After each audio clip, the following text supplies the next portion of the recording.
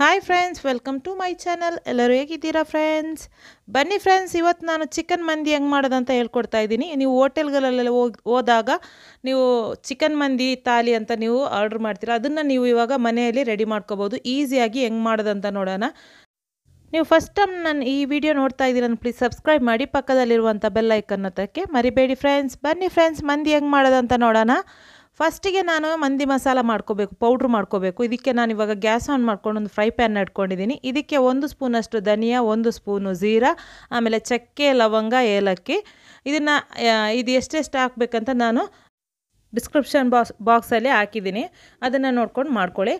ಆಮೇಲೆ ಇದಕ್ಕೆ ಒಂದು ಲಿಂಬೆಹಣ್ಣು, ಡ್ರೈ ಆಗಿರುವಂಥ ಲಿಂಬೆಹಣ್ಣು ಪಲ್ಸರ್ ಅಂಗಡಿಯಲ್ಲೆಲ್ಲ ಸಿಗುತ್ತೆ, ಅದನ್ನು ಹಾಕ್ಕೋಬೇಕು. ಹಾಕ್ಕೊಂಡು ಇದನ್ನು ಒಂದು ರೋಸ್ಟ್ ಮಾಡ್ಕೋಬೇಕು. ಒಂದು ಒಳ್ಳೆ ಅರೋಮ ಬರುವವರೆಗೂ ಇದನ್ನು ಚೆನ್ನಾಗಿ ಫ್ರೈ ಮಾಡ್ಕೊಳ್ಳಿ. ಇವಾಗ ನಾನಿದು ಆಫ್ ಮಾಡ್ತಾಯಿದ್ದೀನಿ ಗ್ಯಾಸ್ನ.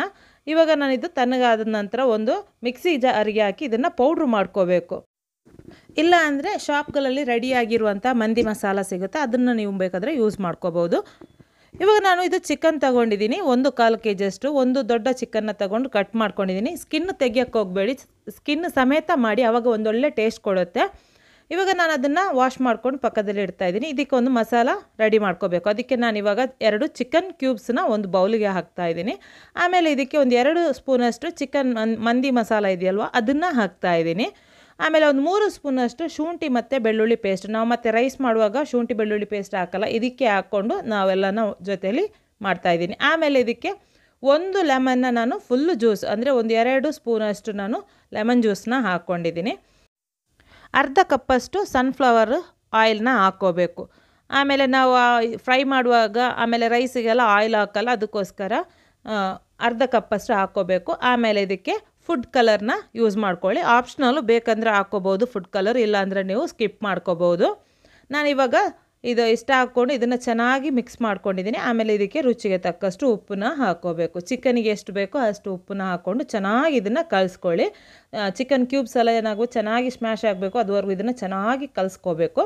ಕಲಿಸಿದ ನಂತರ ನಾವು ವಾಶ್ ಮಾಡಿಕೊಂಡು ಇಟ್ಕೊಂಡಿರುವಂಥ ಚಿಕನ್ಗೆ ಚೆನ್ನಾಗಿ ಇದನ್ನು ಅಪ್ಲೈ ಮಾಡ್ಕೋಬೇಕು. ಫುಲ್ಲು ಕೋಟ್ ಆಗುವವರೆಗೂ ಇದನ್ನು ಚೆನ್ನಾಗಿ ನೀವು ಏನು ಮಾಡಬೇಕು, ಅದನ್ನು ಕವರ್ ಮಾಡ್ಕೋಬೇಕು ಮಸಾಲ ಜೊತೆ. ನೋಡಿ, ಈ ಥರ ನಾನಿವಾಗ ಮಾಡಿಕೊಂಡು ಇಟ್ಕೊಂಡಿದ್ದೀನಿ. ಇದನ್ನು ನೀವು ಮಿನಿಮಮ್ ಅಂದರೆ ಒಂದು 3 ಗಂಟೆ ಆದರೆ ಇಡಬೇಕು, ಇಲ್ಲಾಂದರೆ ಓವರ್ ನೈಟ್ ಇಟ್ಟರೆ ತುಂಬಾ ಒಳ್ಳೆಯದಾಗುತ್ತೆ. ನಾನಿವಾಗ ಓವರ್ ನೈಟ್ ಇದನ್ನು ಇಡ್ತಾಯಿದ್ದೀನಿ. ಇವಾಗ ಇದು ಮಾರನೇ ದಿವಸ ಮಾಡೋದು ನಾನು. ಇದಕ್ಕೆ ನಾನು ಬಾಸ್ಮತಿ ರೈಸ್ ತೊಗೊಂಡಿದ್ದೀನಿ. 3 ಕಪ್ಪಷ್ಟು ಬಾಸ್ಮತಿ ರೈಸನ್ನ ನಾನಿವಾಗ ತೊಗೊಂಡಿದ್ದೀನಿ. ಇದನ್ನು ನಾನು 1 ಗಂಟೆ ನೆನೆಯೋಕ್ಕೆ ಇಡ್ತಾಯಿದ್ದೀನಿ. ಇವಾಗ ನಾನು ಇದು ಚಿಕನ್ನನ್ನು ಓವರ್ ನೈಟ್ ಇಟ್ಟಿರುವಂಥ ಒಂದು ಚಿಕನ್ನ ನಾನು ನೋಡಿ ತೋರಿಸ್ತಾ ಇದ್ದೀನಿ. ಅದೆಲ್ಲ ನೀರಿನ ಅಂಶ ಎಲ್ಲ ಬಿಡ್ತಾಯಿದೆ, ಅಂದರೆ ಫ್ಯಾಟ್ ಎಲ್ಲ ಬಿಡ್ತಾಯಿದೆ. ಇದನ್ನು ನಾನು ಇವಾಗ ಪಕ್ಕದಲ್ಲಿ ಇಟ್ಕೊಂಡು ಇವಾಗ ದೊಡ್ಡದಾದಂಥ ಒಂದು ಪಾಟ್ನ ತೊಗೊಂಡಿದ್ದೀನಿ. ನಾವು ಬಿರಿಯಾನಿ ಮಾಡುವಂಥ ಪಾತ್ರೆ ಇರುತ್ತಲ್ಲ, ಅಂಥ ಪಾತ್ರೆನ ತೊಗೋಬೇಕು, ದೊಡ್ಡದಾಗಿರುವಂಥ. ಅದಕ್ಕೆ ಒಂದು 50 ಗ್ರಾಮಷ್ಟು ಬಟರ್ನ ಹಾಕ್ಕೋಬೇಕು. ಹಾಕ್ಕೊಂಡು ಚೆನ್ನಾಗಿ ಮೆಲ್ಟ್ ಮಾಡ್ಕೊಳ್ಳಿ. ಆಮೇಲೆ ನಾವು ಮ್ಯಾರಿನೇಟ್ ಮಾಡಿರುವಂಥ ಚಿಕನ್ ಇದೆಯಲ್ವ, ಆ ಚಿಕನ್ನ ನೀವೇನು ಮಾಡಬೇಕು, ಇವಾಗ ಆ ಪಾತ್ರೆಯಲ್ಲಿ ಹಾಕಬೇಕು. ಒಂದೊಂದಾಗಿ ಹಾಕ್ಕೊಳ್ಳಿ. ಹಾಕ್ಕೊಂಡು ಇದನ್ನು ಕರೆಕ್ಟಾಗಿ ಸೆಟ್ ಮಾಡ್ಕೋಬೇಕು. ಇದರ ಉಳಿದಿರುವಂಥ ಮಸಾಲ ಇರುತ್ತೆ, ಅದನ್ನೆಲ್ಲ ಇದ್ರ ಮೇಲ್ಗಡೆ ಹಾಕ್ಕೋಬೇಕು. ಹಾಕ್ಕೊಂಡು ಇದನ್ನು ಒಂದು 10 ನಿಮಿಷ ಏನು ಮಾಡಬೇಕು, ಐ ಫ್ಲೇಮಲ್ಲಿ ಬೇಯಿಸ್ಕೋಬೇಕು. ಐ ಫ್ಲೇಮಲ್ಲೇ ಬೇಯಿಸ್ಕೋಬೇಕು ಇದನ್ನು. ಆಮೇಲೆ 10 ನಿಮಿಷ ಆದ ನಂತರ ಏನು ಮಾಡಬೇಕು, ಈ ಥರ ಮಗಚಿ ಇನ್ನೊಂದು ಸೈಡು ಕೂಡ ಒಂದು ಸ್ವಲ್ಪ ಕಲರ್ ಬರುವವರೆಗೂ ಇದನ್ನು ಫ್ರೈ ಮಾಡ್ಕೋಬೇಕು. ಹೈ ಫ್ಲೇಮಲ್ಲೇ ಮಾಡ್ಕೊಳ್ಳಿ. ಇವಾಗ ನೋಡಿ, ಇದನ್ನು ಮಗಚಿ ಹಾಕಿ ಇಟ್ಟಿದ್ದೀನಿ. ಮತ್ತೆ ಒಂದು 10 ನಿಮಿಷ ಬಿಡ್ತಾಯಿದ್ದೀನಿ. 2 ಸೈಡು 10 ನಿಮಿಷ ಬಿಟ್ಟು ಇದನ್ನು ಹೈ ಫ್ಲೇಮಲ್ಲಿ ಫ್ರೈ ಮಾಡ್ಕೋಬೇಕು. ಇವಾಗ ಮತ್ತೊಂದು 10 ನಿಮಿಷ ಆದ ನಂತರ ನೋಡಿ, ಇವಾಗ ನಾನು ಇದನ್ನು ಮಗಚಿ ಹಾಕ್ತಾಯಿದ್ದೀನಿ.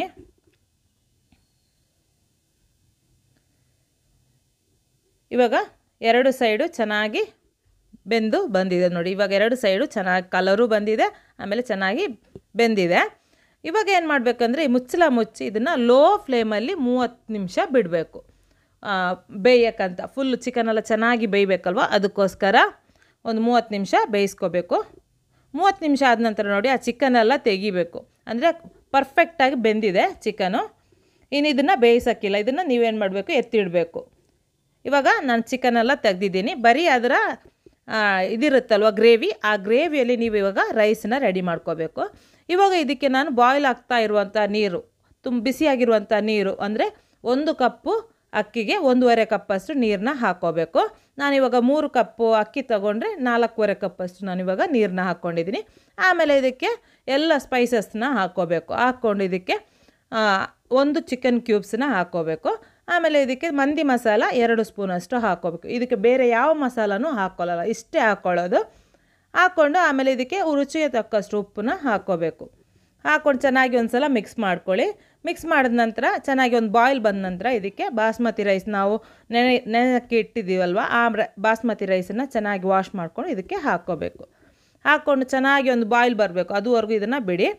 ಚೆನ್ನಾಗಿ ಬಾಯ್ಲ್ ಬಂದ ನಂತರ ಒಂದು ಸಲ ಈ ಥರ ಸ್ಪೂನ್ ಹಾಕಿ ಆಮೇಲೆ ಇದಕ್ಕೆ ಏನು ಮಾಡಬೇಕಂದ್ರೆ ಮೇಲ್ಗಡೆ ಸಿಲ್ವರ್ ಫಾಯಿಲ್ ಬರುತ್ತಲ್ವ, ಅದನ್ನು ನೀವೇನು ಮಾಡಬೇಕು, ಕವರ್ ಮಾಡ್ಕೋಬೇಕು.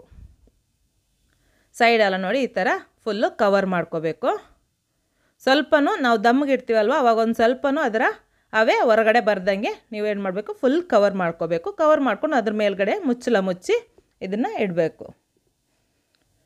ಇವಾಗ ಫುಲ್ ಕವರ್ ಮಾಡ್ಕೊಂಡು ಇದನ್ನು 30 ನಿಮಿಷ ನಾನು ಬೇಯೋಕ್ಕೆ ಬಿಡ್ತಾಯಿದ್ದೀನಿ. ಇವಾಗ 30 ನಿಮಿಷ ಆದ ನಂತರ ನೋಡಿ ಓಪನ್ ಮಾಡ್ತಾಯಿದ್ದೀನಿ. ತುಂಬಾ ಚೆನ್ನಾಗಿ ಒಂದು ಒಳ್ಳೆ ಅರೋಮ ಬರುತ್ತೆ ಅದು ಬೇಯುವಾಗ. ಇವಾಗ ಪರ್ಫೆಕ್ಟಾಗಿ ರೈಸ್ ಎಲ್ಲ ಕರೆಕ್ಟಾಗಿ ಬೆಂದಿದೆ, ಉದುರಾಗಿ ಬರುತ್ತೆ, ತುಂಬಾ ಚೆನ್ನಾಗಿರುತ್ತೆ. ಈ ಥರ ಮಾಡಿದ್ರೆ ಅದರ ಫ್ಯಾಟ್ ಇರುತ್ತಲ್ಲೋ ಆ ಫ್ಯಾಟಿಂದ ರೈಸಿಗೆ ಟೇಸ್ಟ್ ಕೊಡೋದು. ಹಂಗಾಗಿ ಇದನ್ನು ನಾವಿವಾಗ ಪರ್ಫೆಕ್ಟಾಗಿ ಬೆಂದಿದೆ, ಇದನ್ನು ಎಲ್ಲ ಮಿಕ್ಸ್ ಮಾಡ್ಕೊಂಡು ಇವಾಗ ಇಟ್ಕೊಂಡಿದ್ದೀನಿ. ಇದ್ರ ಮೇಲ್ಗಡೆ ಮತ್ತೇನು ಮಾಡಬೇಕು, ನಾವು ಆವಾಗಲೇ ಫ್ರೈ ಮಾಡಿರುವಂಥ ಚಿಕನ್ ಇದೆಯಲ್ವ, ಆ ಚಿಕನ್ನ ನೀವು ಇವಾಗ ಇಡಬೇಕು. ಗ್ಯಾಸ್ನ ಆಫ್ ಮಾಡ್ಕೋಬೇಕು. ಗ್ಯಾಸ್ನ ಆಫ್ ಮಾಡ್ಕೊಂಡು ಈ ಥರ ನೀವು ಮಾಡ್ಕೋಬೇಕು. ಅದರಲ್ಲಿ ಒಂದು ಸ್ವಲ್ಪ ಅದರ ಗ್ರೇವಿ ಎಲ್ಲ ಬಂದಿರುತ್ತೆ ನೋಡಿ, ಅದರ ರಸ ಎಲ್ಲ ಅದು ಬಿಟ್ಟಿರುತ್ತೆ ನೋಡಿ, ಅದನ್ನೆಲ್ಲ ಇದ್ರ ಮೇಲ್ಗಡೆ ಹಾಕ್ಕೊಂಡು ಆಮೇಲೆ ಇದಕ್ಕೆ ಏನು ಮಾಡಬೇಕು, ಗ್ರೀನ್ ಚಿಲ್ಲಿನೆಲ್ಲ ಇಡಬೇಕು. ಗ್ರೀನ್ ಚಿಲ್ಲಿ ಇಟ್ಟರೆ ಒಂದೊಳ್ಳೆ ಆರಾಮ ಕೊಡುತ್ತೆ. ಗ್ರೀನ್ ಚಿಲ್ಲಿ ಇಟ್ಟು ಆಮೇಲೆ ಒಂದು ಬೌಲ್ನ ಇಟ್ಟು ಅದಕ್ಕೆ ನೀವು ಚಾಕೋಲ್ನ ಹಾಕ್ಕೋಬೇಕು. ಗೆಂಡನ ಹಾಕ್ಕೊಂಡು ಅದಕ್ಕೆ ನೀವು 1 ಸ್ಪೂನಷ್ಟು ತುಪ್ಪನ ಹಾಕ್ಕೊಂಡು ಒಂದು ಒಳ್ಳೆಯ ಸ್ಟೀಮ್ ಕೊಡಬೇಕು. ಸ್ಮೋಕಿ ಫ್ಲೇವರ್ ಕೊಟ್ಟರೆ ಮಂದಿಗೆ ತುಂಬಾ ಚೆನ್ನಾಗಿರುತ್ತೆ. ಇಲ್ಲ ನಿಮಗೆ ಸ್ಮೋಕಿ ಫ್ಲೇವರ್ ಇಷ್ಟ ಇಲ್ಲ ಅಂದರೆ ಇದನ್ನು ನೀವು ಸ್ಕಿಪ್ ಮಾಡ್ಕೋಬೋದು. ಈ ಸ್ಮೋಕಿ ಫ್ಲೇವರ್ನ ನೀವು ಸ್ಕಿಪ್ ಮಾಡಿಕೊಂಡು ಮಂದಿನ ರೆಡಿ ಮಾಡ್ಕೋಬೋದು. ಬಟ್ ಸ್ಮೋಕಿ ಫ್ಲೇವರ್ ಕೊಟ್ಟರೆ ತುಂಬಾ ಚೆನ್ನಾಗಿರುತ್ತೆ. ಇವಾಗ ನಾನು ಒಂದು ಚಟ್ನಿ ಮಾಡೋದಂಗಂತ ಹೇಳ್ಕೊಡ್ತಾ ಇದ್ದೀನಿ. ಈ ಮಂದಿ ಜೊತೆ ಚಟ್ನಿ ತುಂಬಾ ಚೆನ್ನಾಗಿರುತ್ತೆ ಈ ಚಟ್ನಿ. ಇದಕ್ಕೆ ನಾನು ಮಿಕ್ಸಿ ಜಾರ್ ತೊಗೊಂಡು ಗ್ರೀನ್ ಚಿಲ್ಲಿ ಒಂದು, ಆಮೇಲೆ ಒಂದು 3 ಟೊಮೆಟೊನ ಕಟ್ ಮಾಡ್ಕೊಂಡು ಹಾಕಿದ್ದೀನಿ, ಕೊತ್ತಂಬರಿ ಸೊಪ್ಪು ಒಂದು ಸ್ವಲ್ಪ, ಆಮೇಲೆ ಇದಕ್ಕೆ ರುಚಿಗೆ ತಕ್ಕಷ್ಟು ಉಪ್ಪು, ಒಂದು 3 ಎಸಲಷ್ಟು ಬೆಳ್ಳುಳ್ಳಿನ ಹಾಕ್ಕೊಂಡು ಇದನ್ನು ಫೈನ್ ಪೇಸ್ಟ್ ಮಾಡ್ಕೋಬೇಕು. ನೋಡಿ ಇವಾಗ ನಾನು ಫೈನ್ ಪೇಸ್ಟ್ ಮಾಡಿಕೊಂಡು ಬಂದಿದ್ದೀನಿ. ಇದು ತುಂಬಾ ಚೆನ್ನಾಗಿರುತ್ತೆ ಈ ಮಂದಿ ಜೊತೆ ಈ ಚಟ್ನಿ. ಇದನ್ನು ನಾನು ಇವಾಗ ಒಂದು ಸರ್ವಿಂಗ್ ಬೌಲಿಗೆ ಹಾಕ್ತಾಯಿದ್ದೀನಿ ನೋಡಿ. ಇವಾಗ ಚಟ್ನಿ ರೆಡಿ ಆಯಿತು ಮಂದಿಗೆ.